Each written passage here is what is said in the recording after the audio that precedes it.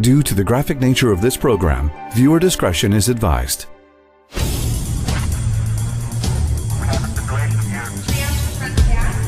Get them on IV fluid.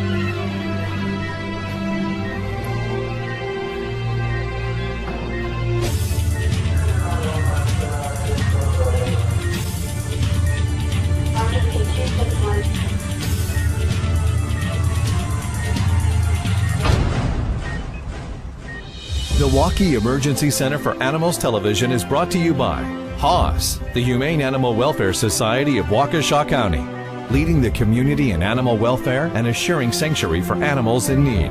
Metropolitan Fence, we're always on the level. And Camp Bow Wow, premier doggy day and overnight camps.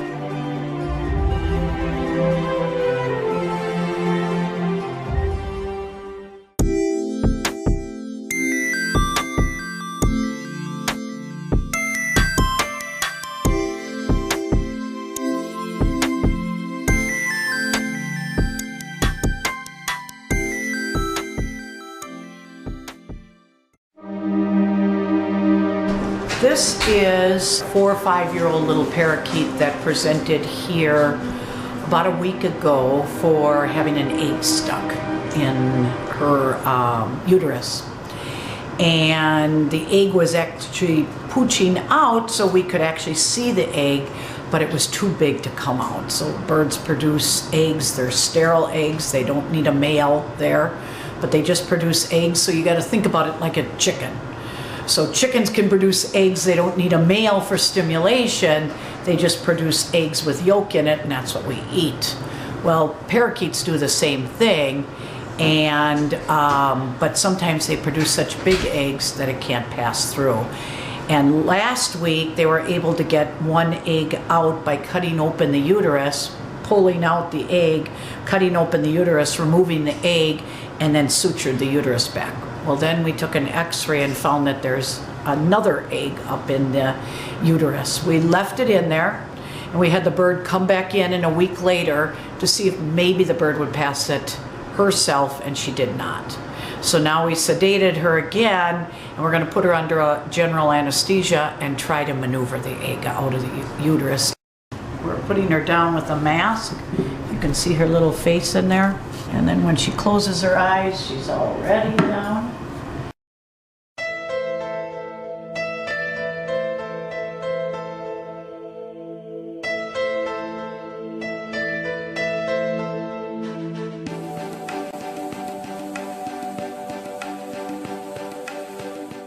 Okay, so now we found that we're going to have to open up the uterus.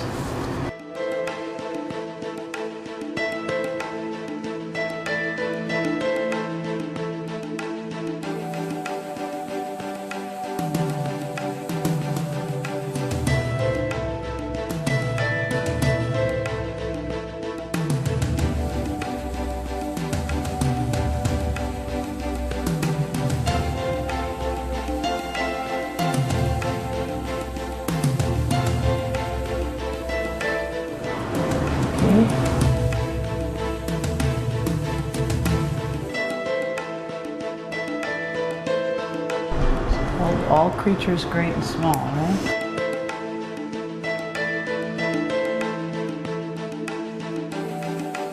I put one more and then suture your knot, okay? Okay. I'll give an injection of antibiotics. Which is, yep.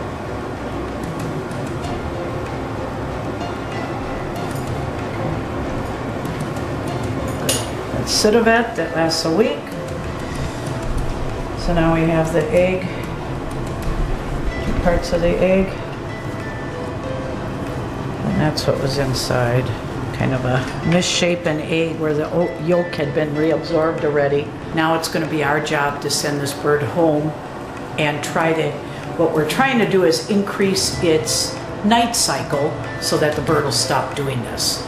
We also gave a hormone injection which is called Lupron, and that'll make the bird hormonally so that it'll stop the FSH production, which stimulates the brain, which tells it to produce an egg.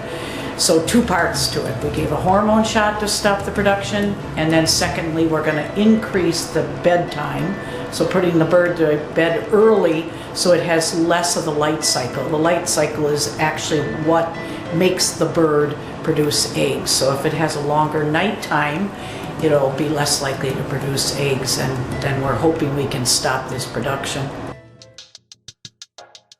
So this cat right here came in with a very, very low blood count. So he's losing red blood cells. Still doing diagnostics to find out why. Just gave a little sedation so we can work with them. We're going to put a catheter in. So if that all goes well, we will be doing a blood transfusion and hopefully getting this cat to feel a little bit better.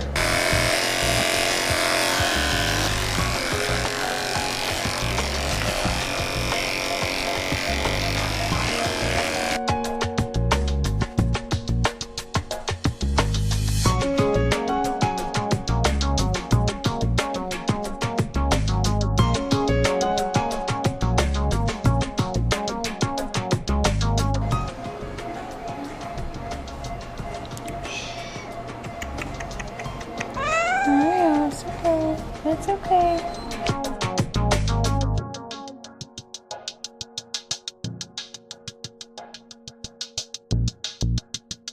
He's a male neutered cat that is indoors only, and like Chad had said, he's severely anemic. And just suddenly they have him indoors and they realize that he wasn't moving around much. And if you see, his color of his tongue is very, very white. His mucous membranes are white. So it'd be like if a person's anemic, your skin color is white or pale. You don't have any color. The way we determine color in cats or dogs is by looking at their tongue or their mucous membranes. And when they become so anemic, they become so weak you can't even move because you don't have enough red blood cells. His pack cell volume, or his amount of red blood cells he has, is 8. Normal in cats is 40. So you can tell how severe his anemia is by looking at that count. And we're going to send in a sample for a mycoplasma test. A lot of times that comes back negative. We're going to look for lymphoma. That's a cancer kind of thing that can cause anemia. So we're going to do an abdominal ultrasound. We're going to do some chest radiographs and rule out other things, but we're pretty sure that that's what we're dealing with. We just got a cross match for that cat, and we had one of the doctors bring her cat in that's on our blood donation program. So we took some blood from her cat and we took some blood from the cat that came in with the anemia. We put them together and tested them to make sure that they had a proper cross matching, because cats have 3 different blood groups, A, B, and AB. Milwaukee Emergency Center for Animals Television is brought to you by HAWS, the Humane Animal Welfare Society of Waukesha County, Metropolitan Fence, we're always on the level, and Camp Bow Wow, premier doggy day and overnight camps. And now, a word from our sponsors. Welcome to Camp Bow Wow in Waukesha, the premier doggy day and overnight camp where a dog can be a dog. Our campers play all day in our 4 large indoor and 4 outdoor play yards. Watch your pup from anywhere in the world on our high-speed camper cams. Our certified camp counselors, spacious cabins with comfy cots, pup pools, and outdoor play equipment ensure that your pup has a great time. We're open 365 days per year for your convenience. Stop in for a tour and book a reservation for your dog's free day of camp. Visit campbowwow.com/Waukesha or call 262-547-WOOF for more information. At Metropolitan Fence, we have been keeping your children and pets safe in southeastern Wisconsin for over 27 years. We offer a full line of residential and commercial fencing, from vinyl, wood, ornamental, and chain link. For a free estimate, please call us at 262-547-6001 or visit us online at metrofence.biz. And remember, we are always on the level. The Humane Animal Welfare Society of Waukesha is so much more than a shelter. Our adoption staff, animal caregivers, and behavior department ensure the best possible adoptive companion. Our spay-neuter programs actively combat pet overpopulation in our area, and our animal rescue team safely returns lost pets back home. PAWS does one-on-one consultations, holds a variety of training classes and seminars, and even hosts camps for kids. Our shelter is and always has been open admissions and full service, providing resources for pets and their people for a happy lifetime together. PAWS, we're building a society that's humane. Boarding, grooming, training, and more. When it comes to your pet, Animal Motel is their home away from home. At Animal Motel, we offer a top-of-the-line facility with boarding suites for both dogs and cats, outdoor play yards, a training hall, and so much more. Whether they're here for obedience training, grooming, or an extended stay, we promise your dog and cat will be part of our family. Animal Motel, personalized care for your precious pets. Looking to get some training for your dog? For Pet's Sake is your one-stop dog training center. We offer all-inclusive obedience training, canine sports training, specialty classes, and more. We provide training classes in 3 convenient locations with our main facility in Mugwanago, which boasts a fully matted 5,200 square foot training hall. While in Mugwanago, check out our Bichon Buddy Rescue and take home your new pet. Bichon and Little Buddies Rescue takes in Bichons, other small dog breeds, and cats that need to be rehomed for various reasons. Hi, I'm Dr. Lisa Swanik. I am a veterinarian here at MECA. I got into veterinary medicine most likely because I was one of the kids always bringing stray animals home, trying to fix birds or, you know, picking up a stray cat or dog here and there. So just the interest in animals, of course, and then the interest in science and medicine, so the two together. Went to vet school in UW-Madison and graduated in 1995. A lot different than day practice. I worked at a day practice for the last 20 years, so a lot of just vaccines and, you know, some sick things, but here you get all the more intense cases, so it is definitely very challenging, but also very rewarding.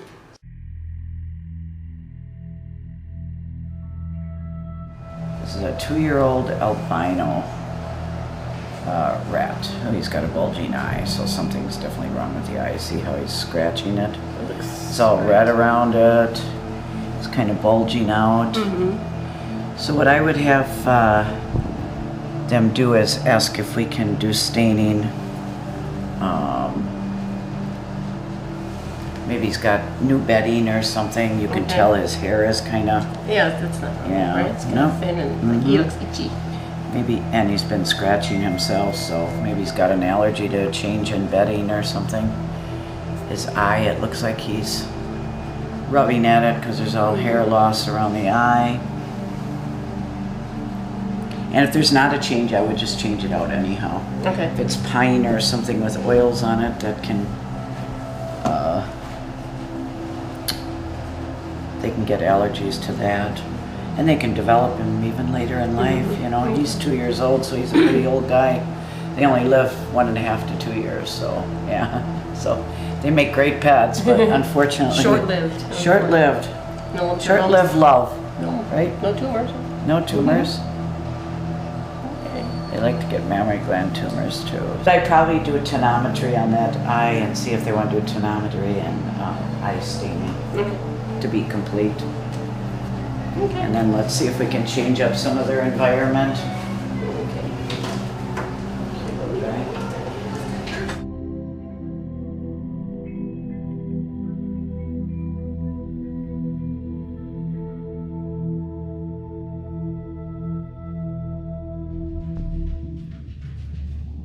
She's had this eye infection. I guess it's infection, but her eye has been swollen. A couple of days ago it was bleeding a little bit, so I wanted to make sure that she is old and that everything's okay.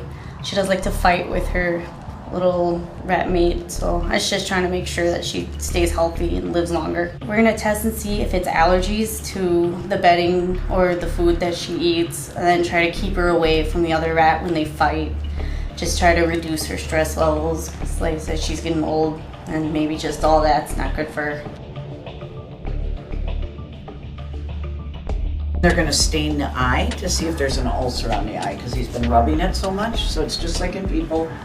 They put a little dye in there, and then they're going to use a special lamp to look at to see if Lights out for a there's an ulcer. Lights out for a second.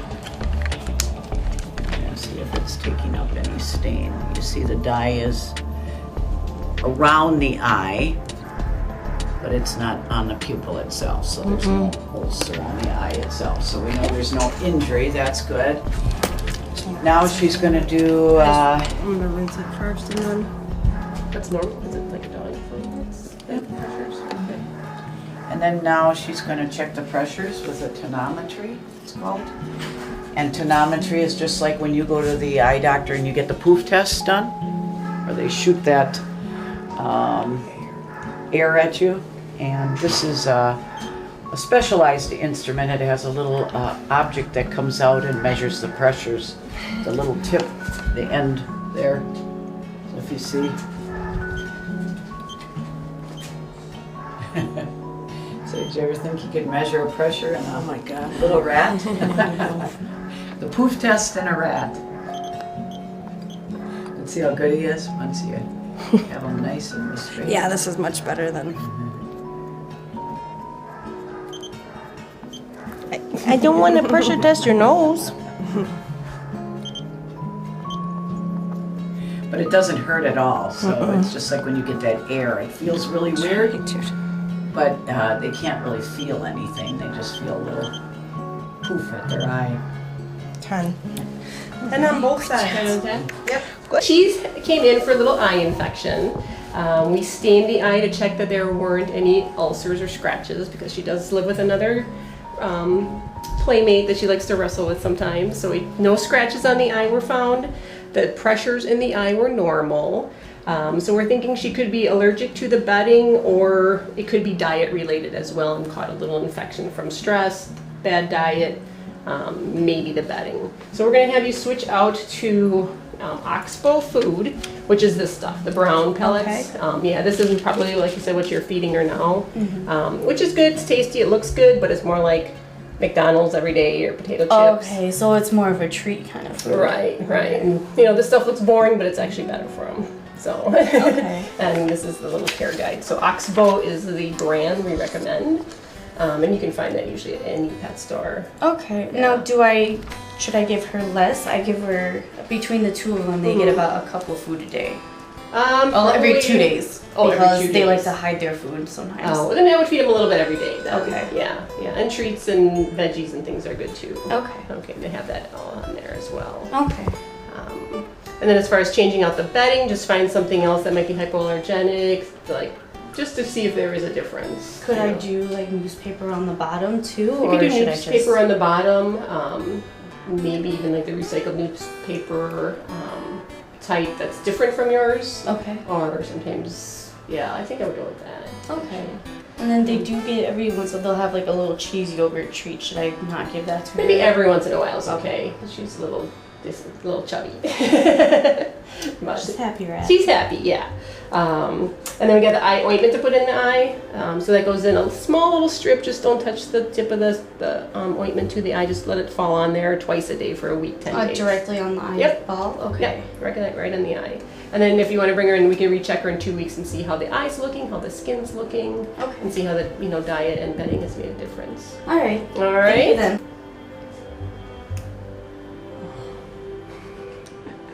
So you want me to put the ointment right? Like, yep, just goes right on. Yeah. So you can just let it plop. It kind of comes on a strip, and kind of the strip will go on the eye, and then she'll blink, and it'll move itself around. So. Okay. Yep, it's meant to go right on the eye. Okay. Wanna hop on? Can't while we're in the car. Gotta stay in your safety ball. Okay. Alright, I feel better about that. And then I'll switch out her bedding and try to get her food. Sounds good. Sounds like a plan. Oh, come on, in you go. Alright, in you go. Time to go home. Let's go say hi to Biscuit. Because you love him completely, because he is part of your family. When your pet needs emergency care, you want the very best trauma and critical care specialist standing by. You know there's only one place you can trust and always count on. I test MECA and Dr. DACVECC for the medical care for Bailey. Dr. Crescent and I are very happy that we were able to provide medical care for Bailey and all the other Milwaukee Brewer player pets. At Metropolitan Fence, we have been keeping your children and pets safe in southeastern Wisconsin for over 27 years. We offer a full line of residential and commercial fencing, from vinyl, wood, ornamental, and chain link. For a free estimate, please call us at 262-547-6001 or visit us online at metrofence.biz. And remember, we are always on the level.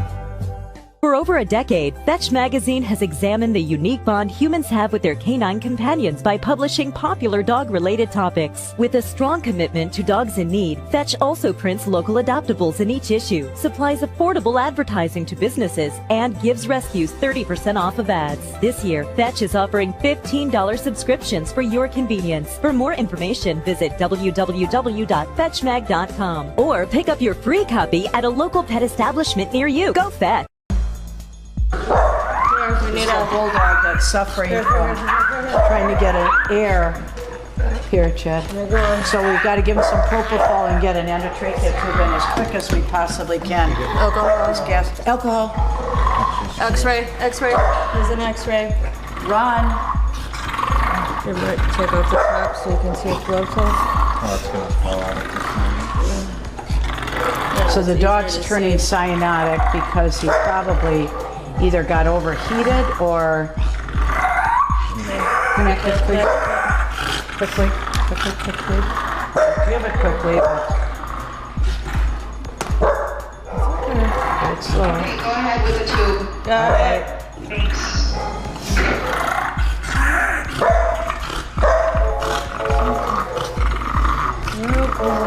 Relax, baby. There you go. All right, take it easy. Relax. Take it easy. That's all right, buds. All right, go a little bit faster. Get ready to grab the tongue, okay? You grab the leg. Sam? Watch it. All right, keep A going. little more, Sam. Can breathe better just doing that. Okay. Yeah. All right. Keep going. All right. Ear. Maybe tie it in. You want to hold it? I'll get the tongue. Yep. Yep. I got it. Oh dear, Bubba. You got air going, huh? Yes, oxygen is nice. See how his tongue turned pink now? Let's hook him up to oxygen quickly. The ambu bag. You got his legs. We are fine there. Yep, we got Yep. it.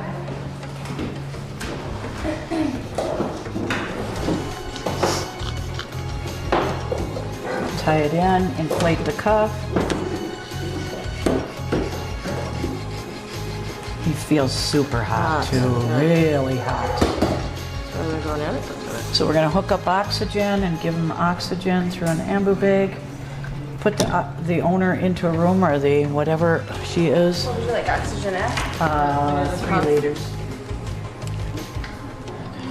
Load the cuff. Alrighty. You got it, Chetty? You wanna take his temp? Put in an IV.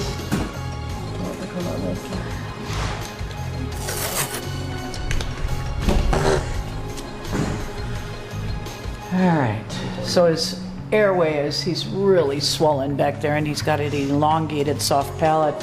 These dogs, because they have the pushed in faces like that, they're prone towards it, especially if they're out.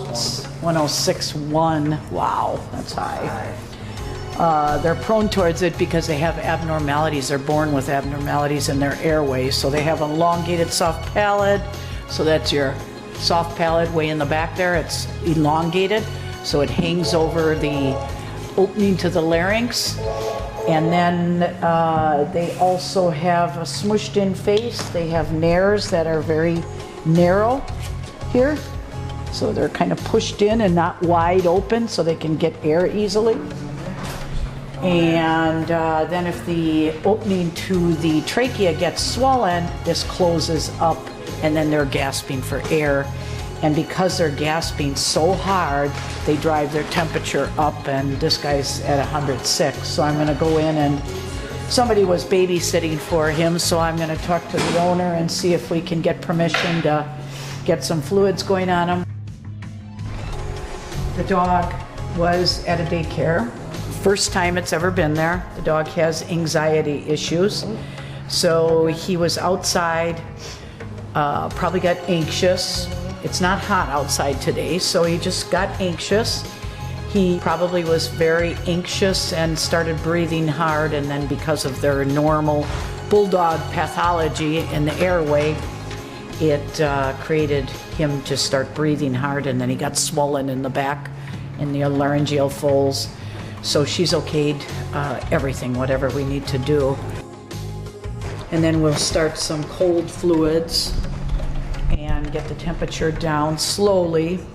You know, we don't want to get it down too quickly. We just want to get it down to about 103 degrees.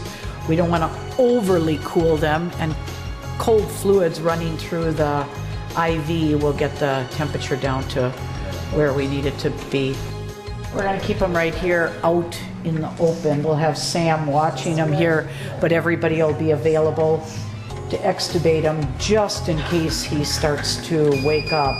Usually this fentanyl ketamine CRI will keep him sedate for several hours so that the swelling can go down on his tracheal epiglottis area that was so swollen shut.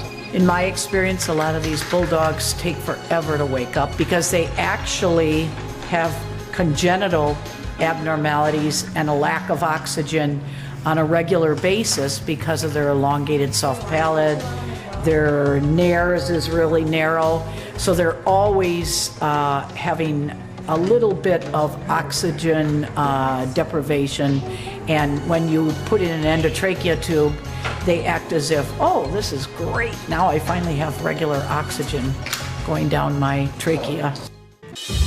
Today's show was brought to you by HAWS, the Humane Animal Welfare Society of Waukesha County, leading the community in animal welfare and assuring sanctuary for animals in need.